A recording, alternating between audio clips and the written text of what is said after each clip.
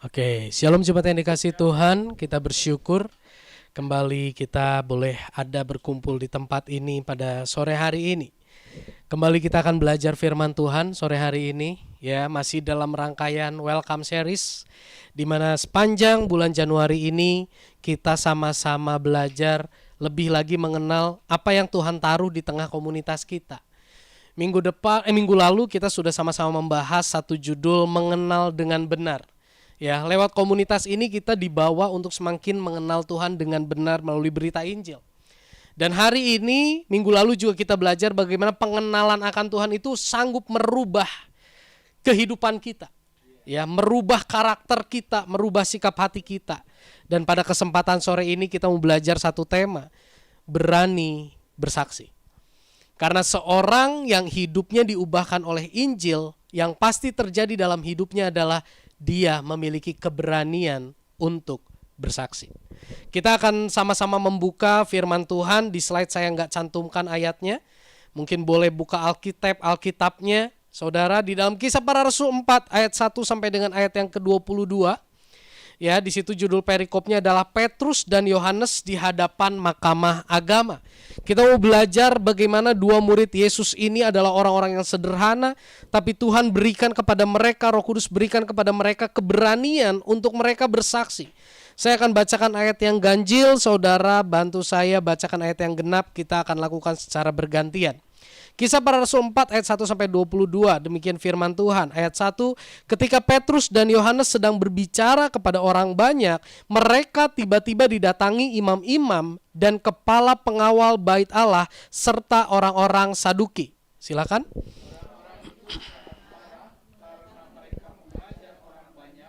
Dan memberitakan bahwa dalam Yesus ada kebangkitan dari antara orang mati.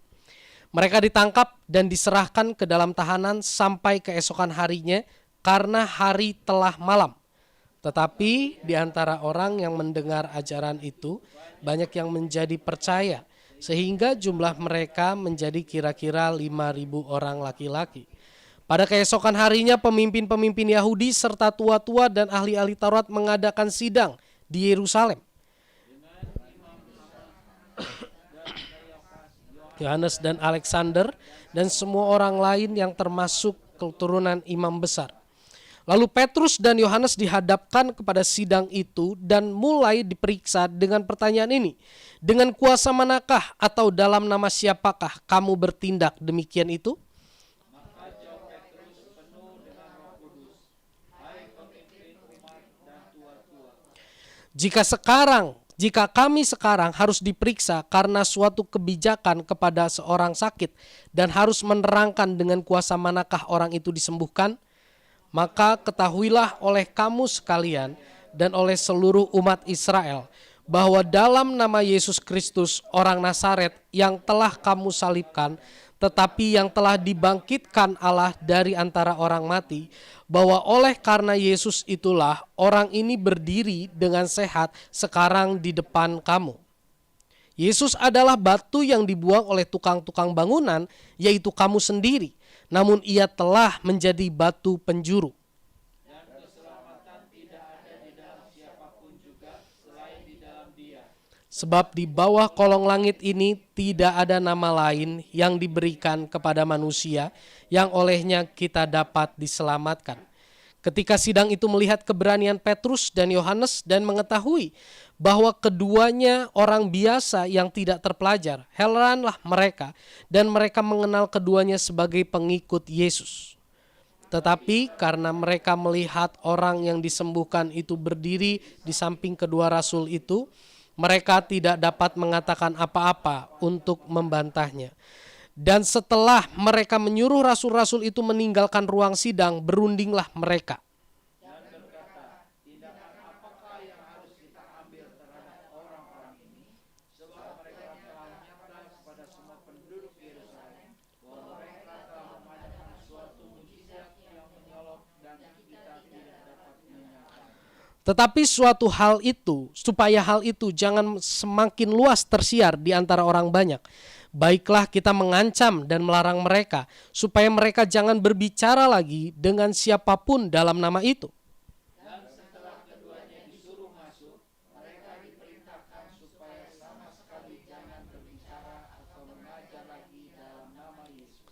Tetapi Petrus dan Yohanes menjawab mereka, "Silahkan kamu putuskan sendiri, manakah yang benar di hadapan Allah, taat kepada kamu atau taat kepada Allah?"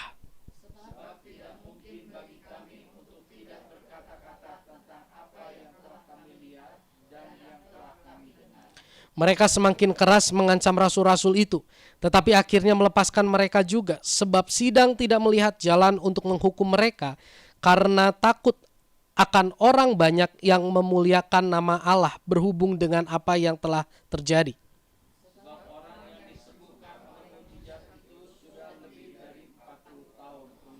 Ya, puji Tuhan.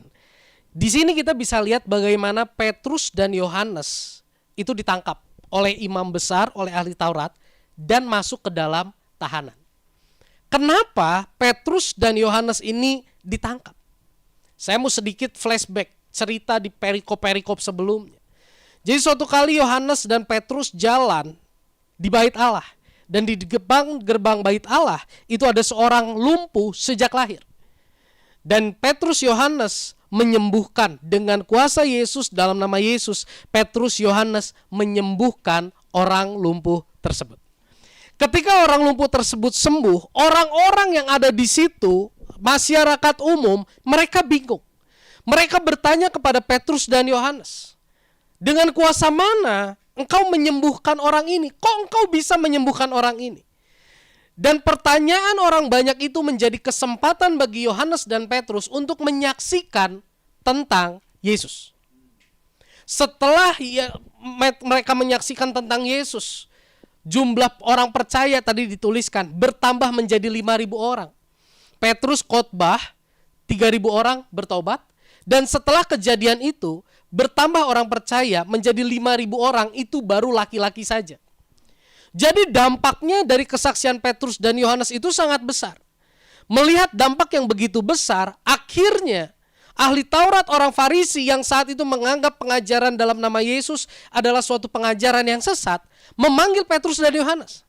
Mereka dipanggil, dimasukkan ke dalam tahanan. Dan ketika Petrus dan Yohanes berhadapan dengan imam besar ahli Taurat, dengan orang-orang yang keras mengancam mereka, dengan orang-orang yang jelas menentang mereka, dengan orang-orang yang jelas mengejar-ngejar pengikut Yesus untuk membunuh, tidak ada sedikit pun ketakutan dalam diri Petrus dan Yohanes. Dan di momen tersebut, kembali Petrus dan Yohanes menjadikan kesempatan itu untuk menceritakan siapa Yesus. Dan tadi kita sama-sama baca, bahkan orang ahli Taurat, orang Farisi yang saat itu melihat Yohanes Petrus, mereka tahu Yohanes Petrus ini adalah orang-orang biasa, orang-orang sederhana, gak punya pendidikan agama. Tapi mereka heran tentang keberanian dari Petrus dan Yohanes. Menjadi perenungan buat kita hari ini. Jika kita diperhadapkan dengan ancaman, ketika kita harus bersaksi, ketika kita diperhadapkan siapa Tuhanmu, ya, adakah keberanian dalam diri kita seperti Petrus dan Yohanes? Lewat Petrus dan Yohanes ini, kita bisa melihat, tadi kita sama-sama nyanyi ya, luar biasa. Ku membawa hatiku, Yesusku kau terindah, selamanya ku menyembahmu. Bagi Petrus dan Yohanes, Petrus dan Yohanes melihat Yesus itu begitu indah, sehingga tantangan, tekanan itu tidak memudarkan imannya. Keindahan Yesus itu jauh lebih besar dari tantangan yang Yohanes dan Petrus hadapi. Menjadi perenungan bagi setiap kita, seberapa indah Kristus di dalam kehidupan kita. Saya berdoa setiap minggu kita diingatkan tentang pengorbanan Yesus dan kasih-Nya yang begitu sempurna. Saya berdoa di dalam perjalanan kita sehari-hari, kita terus mengingat keindahan Yesus yang begitu luar biasa. Amin. Karena di luar sana tantangan itu hebat, Bapak Ibu. Ya, integritas kita diuji, kesetiaan kita diuji di luar sana, keputusan-keputusan kita diuji di luar sana. Jika kita tidak terus diingatkan akan keindahan Yesus, maka kita akan sangat mudah terjatuh. Nah, menjadi perenungan buat kita. Saya akan bahas beberapa poin melewat beberapa pertanyaan. Pertanyaan yang pertama bagi setiap kita, Bapak Ibu. Oke. Sip, oke. Yang pertama gini. Bagaimana aku bisa bersaksi sedangkan mujizat belum terjadi? Kalau kita lihat tadi kisah Petrus dan Yohanes itu bersaksi setelah mujizat terjadi. Lewat mujizat akhirnya ada jalan, akhirnya ada pintu terbuka untuk Petrus dan Yohanes bersaksi. Lalu bagaimana aku hari ini harus bersaksi? Apa pintunya? Apa jalannya? Sedangkan mujizat belum terjadi. Ya. Ada yang bertanya kepada saya ketika saya pernah satu kali membahas bagian ini, bertanya kepada saya, oh berarti kita bersaksi itu harus ada mujizat dulu ya? Gitu ya. Bagaimana kita bersaksi sedangkan mujizat belum terjadi? Yang perlu kita perhatikan bersama Bapak Ibu. Seringkali dalam benak kita, mujizat itu bicara tentang kesembuhan. Mujizat itu berbicara tentang jalan keluar. Mujizat itu berbicara tentang terobosan. Yes, itu pun merupakan mujizat. Tapi saya mau ingatkan. Mujizat pun terjadi ketika sudut pandang kita dirubah. Mujizat pun terjadi ketika pengenalan kita akan Allah itu semakin mendalam. Mujizat pun sesungguhnya terjadi ketika nilai hidup kita berubah. Bahkan saya mau katakan, mujizat orang sembuh jadi sakit. Orang sakit jadi sembuh, itu luar biasa. Tapi apa yang lebih berkesan? Mujizat yang terjadi ketika apa? Nilai hidup kita berubah. Prioritas hidup kita berubah. Lahir baru. Itulah mujizat yang lebih powerful. Ya. Terima kasih Ibu Gembala buat video opening yang begitu luar biasa. Banyak message. Ya, jadi saya harap Bapak Ibu bisa mengikuti dari sebelum ibadah dimulai. Itu ada pesan-pesan. Ya, ada bahasa Inggris dan ada bahasa Indonesianya. Itu berbicara bagaimana melalui Injil. Yang pertama, sudut pandang kita dalam kita memandang Allah itu berubah. Ketika sudut pandang kita memandang Allah berubah, kita akan dimampukan melihat diri kita sendiri, itu berubah. Akhirnya kita punya nilai hidup yang baru. Akhirnya kita punya prioritas hidup yang baru. Akhirnya kita punya kebiasaan yang baru. Ini adalah mujizat. Yang seringkali kita rasa ini bukanlah suatu mujizat. Mari Bapak Ibu sadarilah. Di dalam perjalanan kita akan Kristus, mungkin kita tidak mengalami kesembuhan. Mungkin kita berdoa tapi Tuhan tidak berikan seperti yang kita harapkan. Tapi ketika sudut pandang kita berubah, ketika kita punya kekuatan untuk melangkah dan tetap berharap kepada Tuhan, sekalipun kondisi tidak berubah, itu pun merupakan mujizat. Bapak Ibu sadari, sebelum Petrus dan Yohanes mendoakan orang yang lumpuh itu, sebelum mujizat itu terjadi, sesungguhnya ada mujizat yang terlebih dahulu terjadi dalam diri mereka. Kita lihat ini. Kisah Para Rasul 4 ayat 13 bahasa Indonesia masa kini. Anggota-anggota sidang pengadilan itu heran melihat keberanian Petrus dan Yohanes. Apalagi mereka tahu bahwa kedua rasul itu adalah orang-orang biasa yang tidak berpendidikan.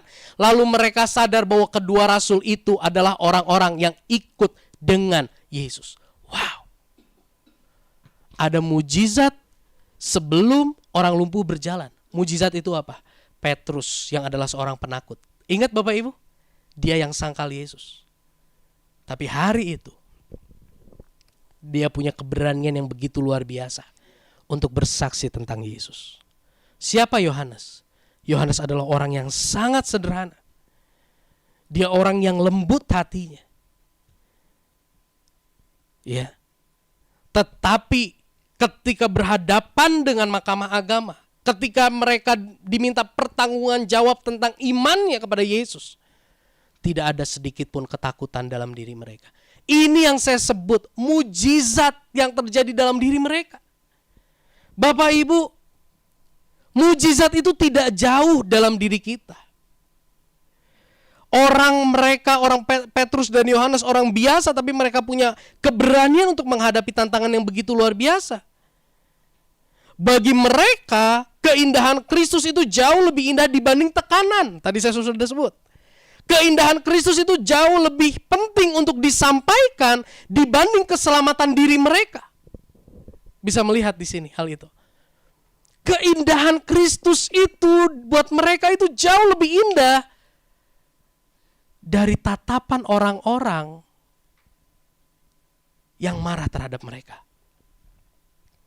Keindahan Yesus yang menguasai Petrus dan Yohanes itu membuat mereka mampu terus melihat Yesus dan tidak terfokus kepada diri sendiri. Kalau mereka terfokus sama diri sendiri, mereka akan stop. Betul ya?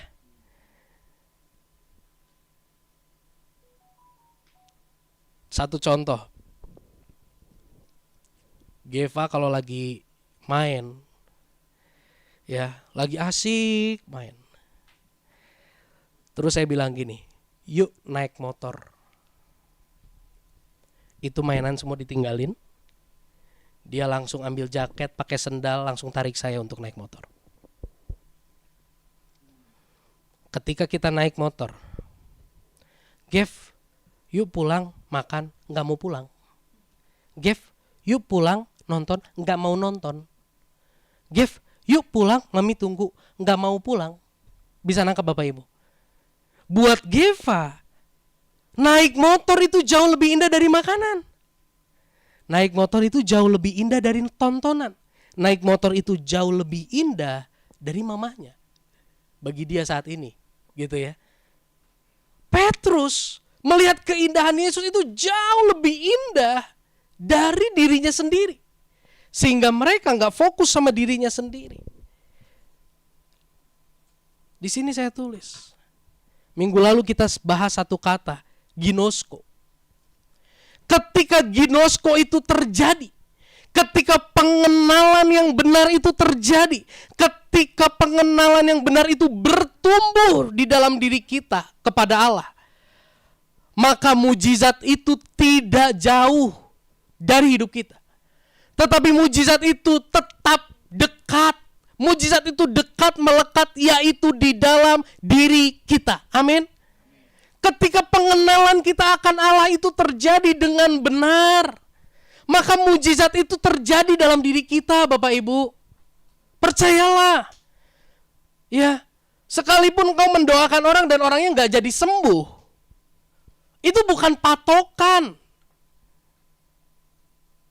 Ketika ginosko itu terjadi, maka mujizat itu gak jauh. Mujizat itu ada di dalam diri kita. Saya bersyukur dalam ibadah tutup tahun 31 Desember yang lalu, semua kita bersaksi ya di sini ya. Pak David, saksikan. Hari ini saya Tuhan kasih hati yang melayani apa? Apa ya waktu itu teh Bapak teh ngomong teh? Apa ya? Lupa ya. Gitu ya. Oh, ngalah. Punya hati yang mengalah. Wih, seorang Pak David punya hati yang mengalah. Bagi saya itu mujizat. Ciliana, saya melihat selaput selubung ya. Selubung yang menutupi mata saya untuk melihat kebaikan suami, anak, dan sebagainya, untuk melihat yang baik. Itu diangkat sama Tuhan. Itu mujizat. Ko Yusuf, bagaimana hidupnya dirubah lewat momen-momen. Tadinya terikat, jadi terbebas. Itu mujizat. Bro Andri, Bro Lydia, Bro Berry, di tengah pergumulannya bisa tetap punya keyakinan Tuhan baik, itu mujizat. Dan mujizat ini Bapak Ibu, ini powerful. Kalau orang sakit disembuhkan, bisa sakit lagi.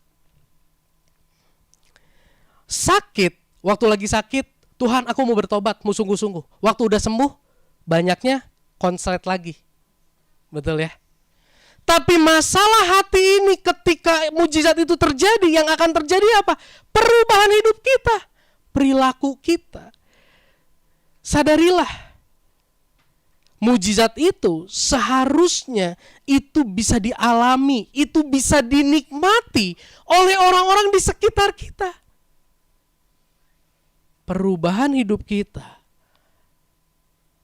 itu lebih meresapi lingkungan kita dibanding kesembuhan kita dari sakit. Betul? Kesembuhan kita dari sakit, keluarga sukacita. Tapi kalau hidup kita gak berubah, sukacitanya sementara. Tapi kalau, maaf, kita gak sembuh dari sakit, tapi hidup kita diubah, itu ciamik, powerful. Amin. Pertanyaan yang kedua, apa sih yang bisa disaksikan? Bicara tentang bersaksi. Sorry, minta minum. Maaf ya Bapak Ibu, saya minggu ini banyak sekali makan obat. Saya nggak tahu emang kalau makan obat jadi pahit ya mulut ya.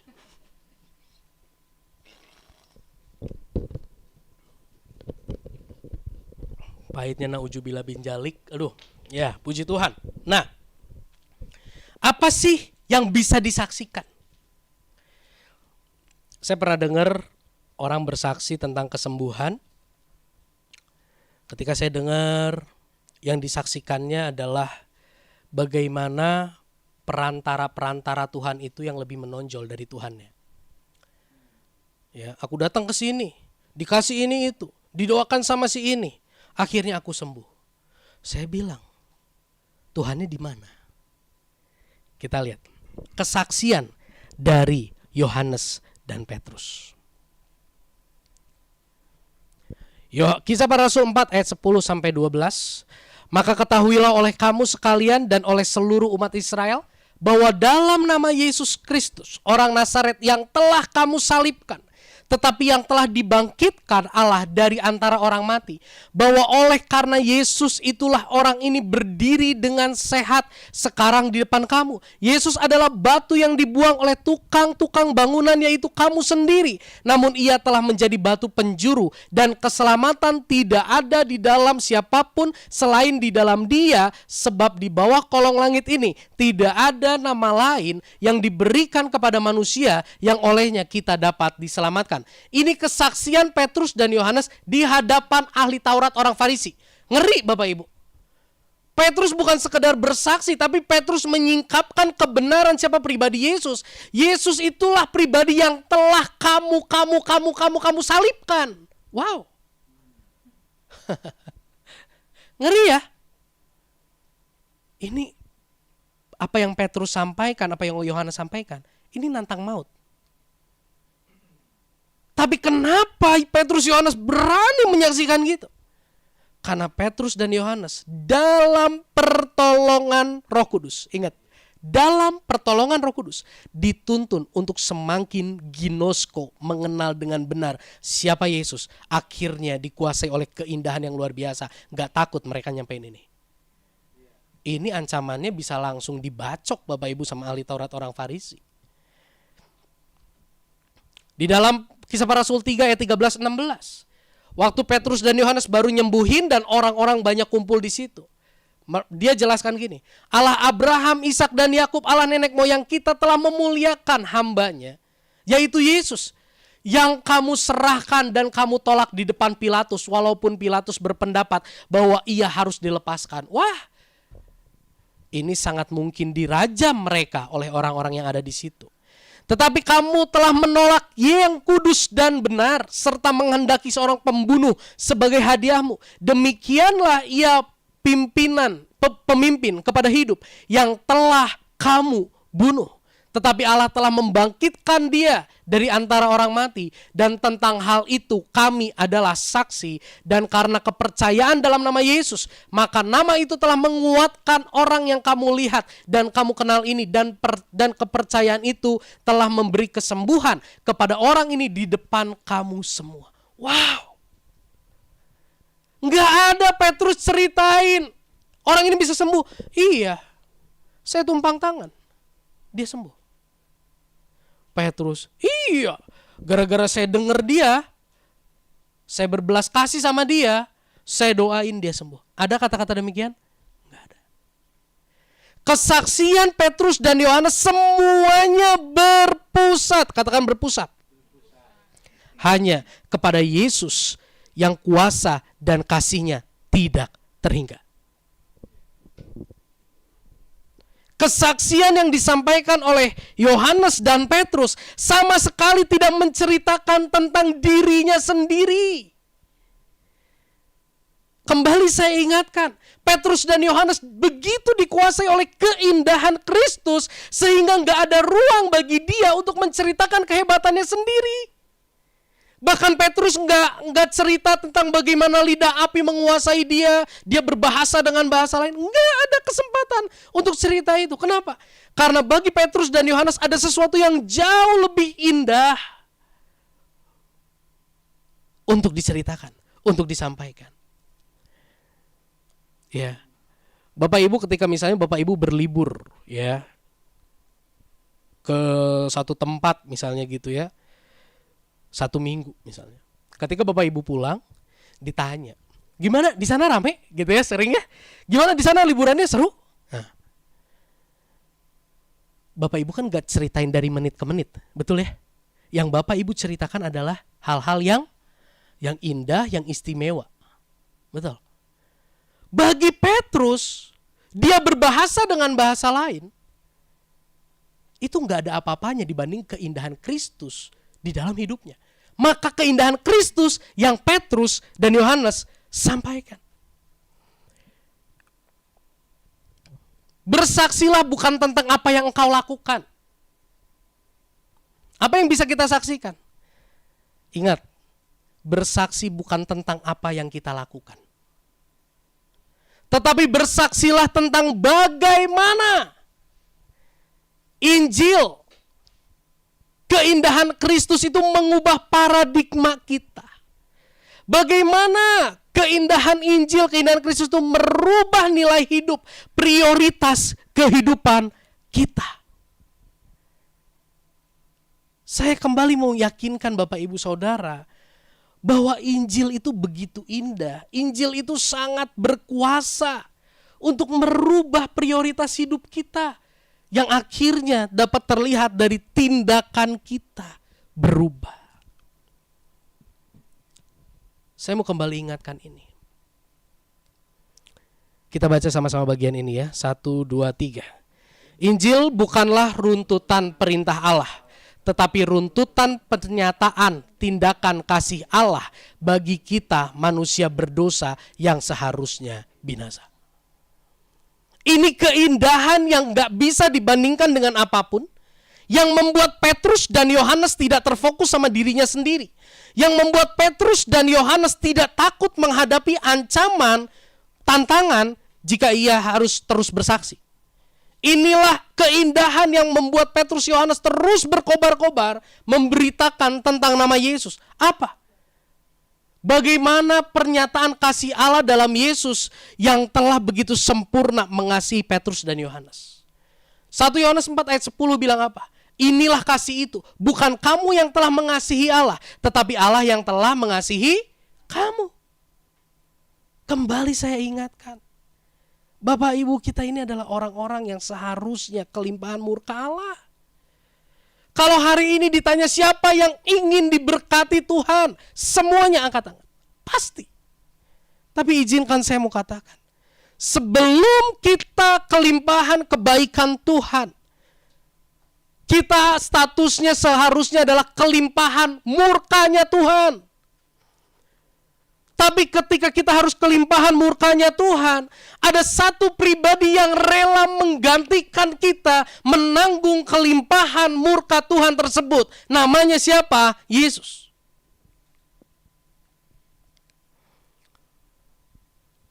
Oleh karena kemurahan Tuhan, saya sekeluarga kemarin boleh staycation di Patma.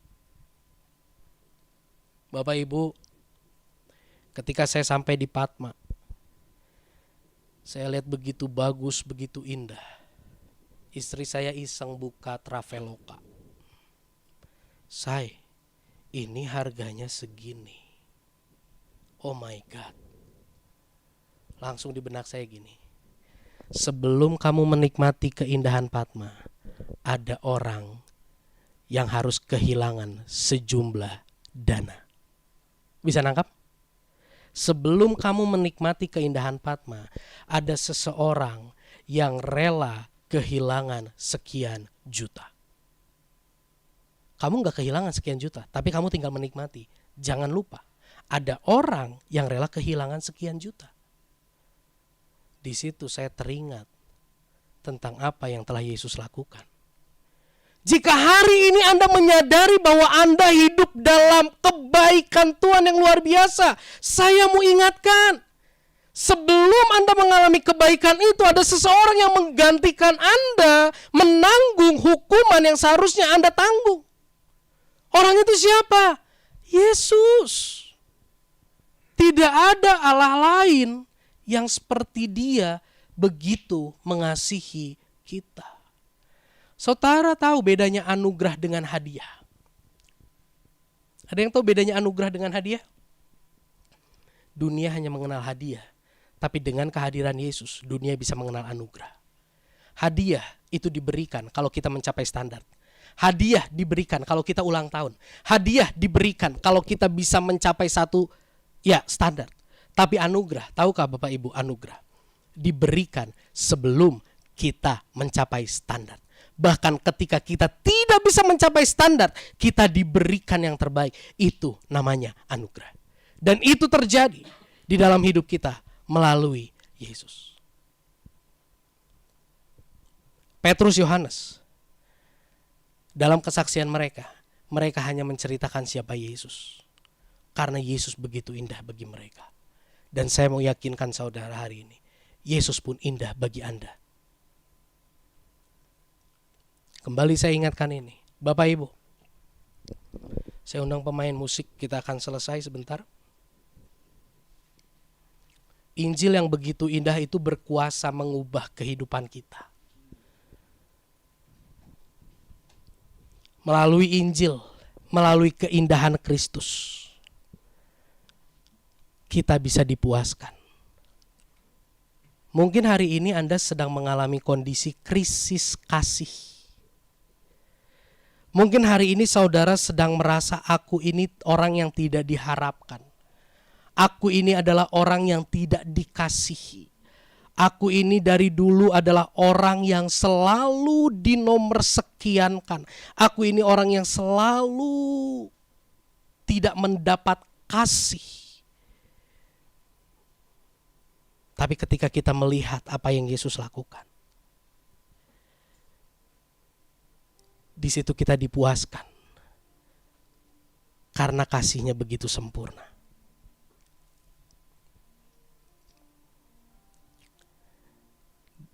Bapak Ibu tahu perjalanan hidup saya.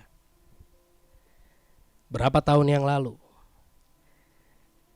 ketika saya rasa hidup saya udah berubah, tapi kok orang tua saya masih kayak gitu ya. Di sini nggak tahu nih. Tiba-tiba orang tua saya datang dua-dua ya. Kok papi masih gitu ya? Kok papi masih ya gitulah gitu ya. Ketika saya berdoa, Tuhan ingatkan gini. Papimu itu bukan papi yang sempurna. Tapi kamu mesti tahu, ada papi yang sempurna. Kamu punya dua papi, satu Bapak Pendeta Cheng Kim Guan yang banyak kelemahan. Tapi ada satu lagi Bapa di sorga yang kasihnya begitu sempurna. Kalau kamu disakiti oleh Bapa di dunia, lapor sama Bapa di sorga. Bapa di sorga akan memenuhi hatimu dengan kasih. Bapak Ibu, di situ saya dipuaskan. Akhirnya apa? Akhirnya saya mulai bisa hormat sama beliau. Akhirnya saya tidak lagi menempatkan diri sebagai oposisi. Akhirnya saya mulai bisa berkata-kata dengan lembut sama beliau. Kenapa? Karena saya dipuaskan terlebih dahulu. Akhirnya perilaku saya berubah. Itu mujizat.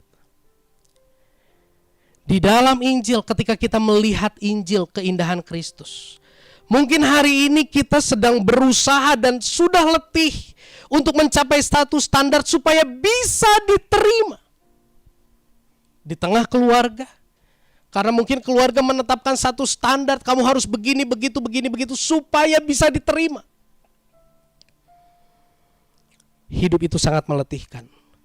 Tapi ketika melihat keindahan Kristus, kita menemukan bahwa kita diterima dengan begitu luar biasa. Kita diterima tanpa syarat. Kita diterima tanpa kita harus berubah dulu. Justru karena kita diterima, maka kita dimampukan untuk berubah. Akhirnya tindakan, perjalanan hidup kita akan berubah. Ketika kita merasa bahwa aku harus mencapai satu standar untuk aku diterima, maka yang akan terjadi dalam hidup kita gini, kita akan gampang kecewa ketika respon lingkungan tidak seperti yang kita harapkan. Betul?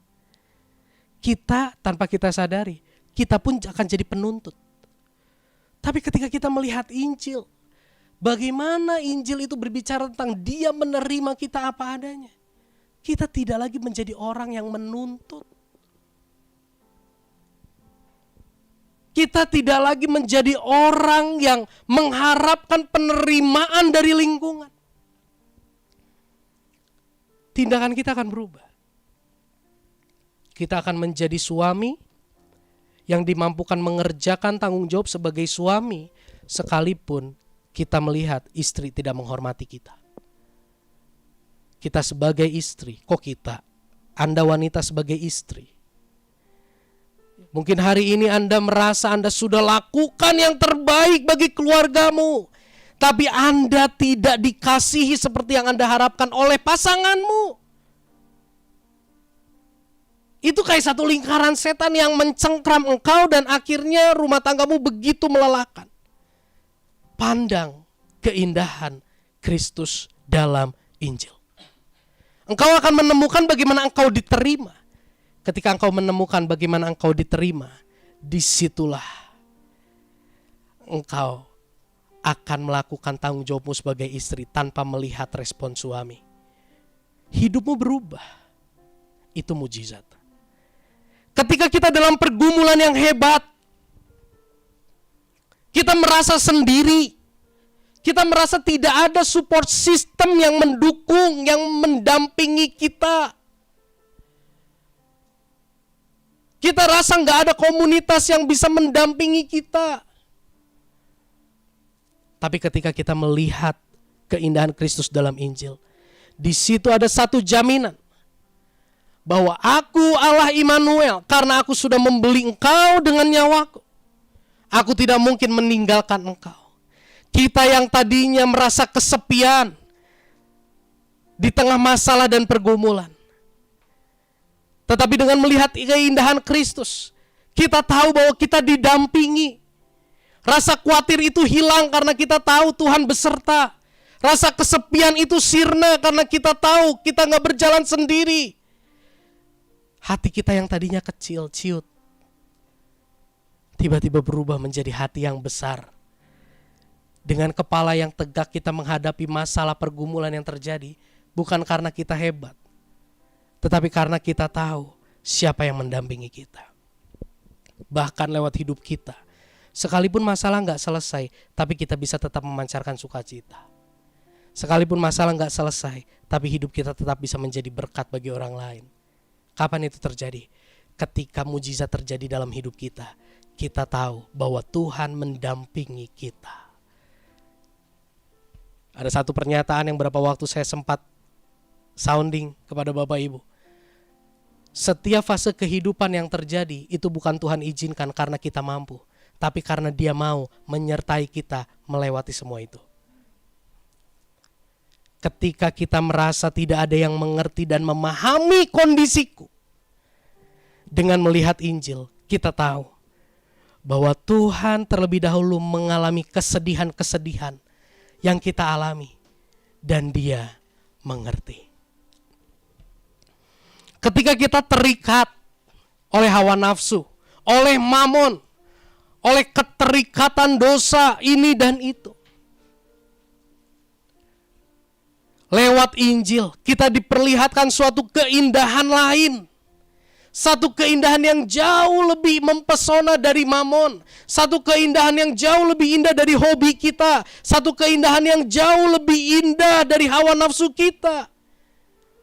Dan keindahan itulah yang memampukan kita berpaling dari keindahan dunia. Gimana cara Tuhan untuk melepaskan kita dari kuasa dosa? Gimana cara Tuhan untuk melepaskan kita dari keterikatan terhadap berhala-berhala? Bukan dengan tuntutan, tapi dengan cara Dia menyatakan kasih yang begitu luar biasa, menyatakan keindahan yang jauh lebih indah dari semua yang dunia tawarkan. Lewat Injil, ketika kita merasa aku gagal untuk hidup di dalam kebenaran, dengan terfokus kepada berita Injil, dengan terfokus kepada kebangkitannya dari kematian, kita dimampukan untuk menjadi hamba kebenaran. Itu adalah mujizat.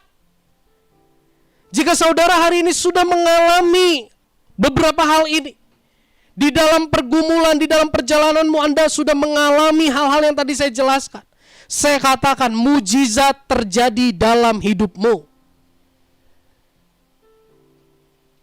Jadi untuk bersaksi, sebetulnya tidak ada alasan untuk kita tidak bersaksi. Amin.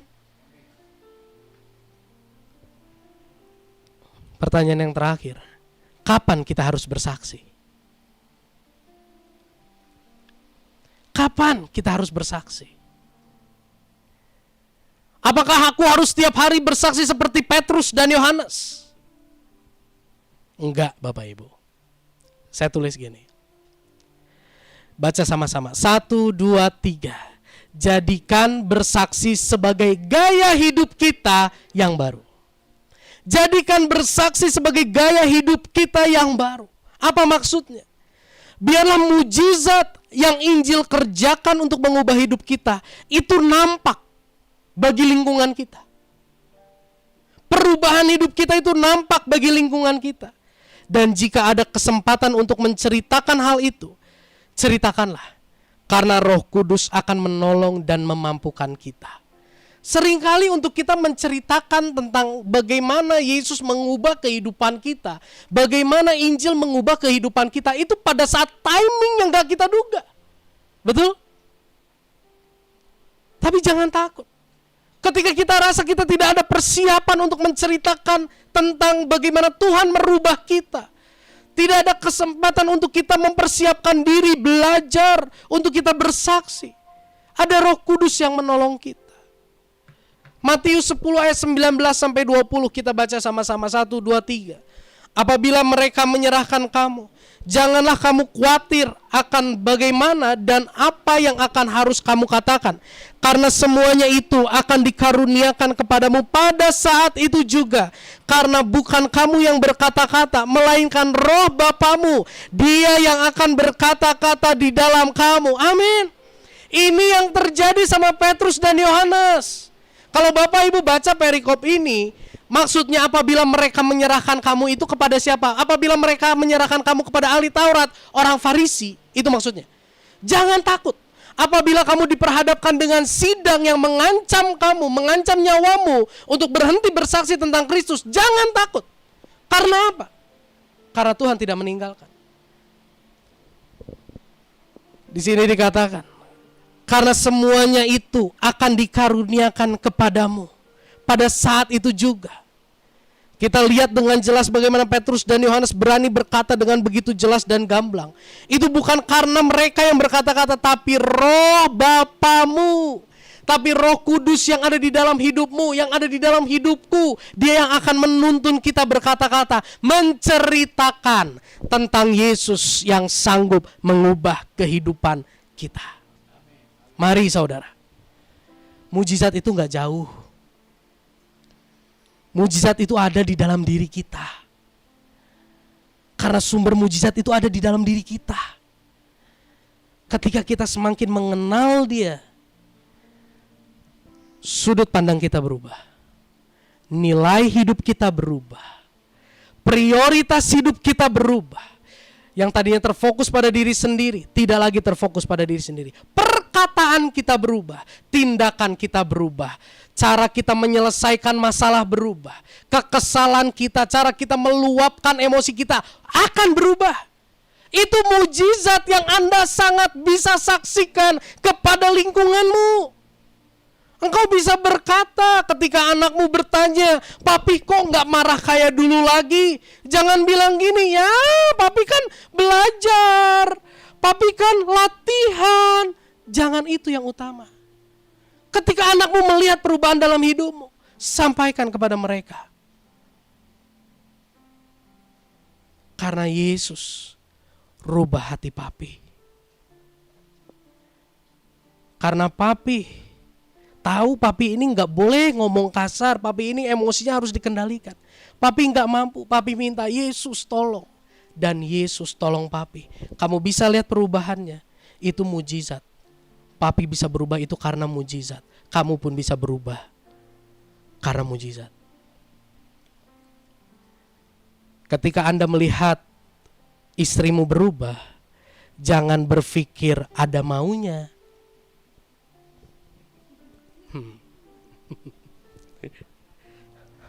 Ya, jangan pikir istri Anda ada maunya. Nah itu malah tos-tosan di belakangnya. Yaitu para suami jangan berpikir demikian ya. Ketika suamimu melihat engkau berubah dan suamimu bertanya, "Kok engkau berubah?" Sampaikan bagaimana keindahan Kristus merubah, memuaskan, mengobati trauma-traumamu. Sampaikan. Nikmati keindahan Tuhan bersama dengan pasanganmu. Nikmati keindahan Tuhan bersama anak, bersama orang tuamu. Saya berdoa, kita terus terfokus kepada Injil setiap hari. Amin. Karena itu keindahan yang luar biasa yang sanggup merubah kehidupan kita. Kita tundukkan kepala, kita berdoa. Engkau sungguh sempurna Tuhan. Kasih-Mu begitu sempurna, pribadi-Mu begitu tulus mengasihi kami orang berdosa. Kami bersyukur karena kami boleh mengenal Allah dalam nama Yesus Kristus. Terima kasih Roh Kudus yang telah bekerja dalam hidup kami. Kerjakan terus Tuhan. Bekerja terus Roh Kudus dalam hidup kami. Menuntun kami semakin kagum akan karya Kristus. Bekerjalah terus dalam hidup kami Roh Kudus. Memampukan kami menjadi hamba-hamba kebenaran. Kami mau mujizat terjadi dalam hidup kami. Kami mau worldview kami berubah. Kami mau nilai hidup kami berubah. Kami mau perubahan itu terjadi dalam hidup kami. Dan lingkungan boleh menikmati itu. Dan pakai kami Tuhan. Untuk menjadi saksi-Mu.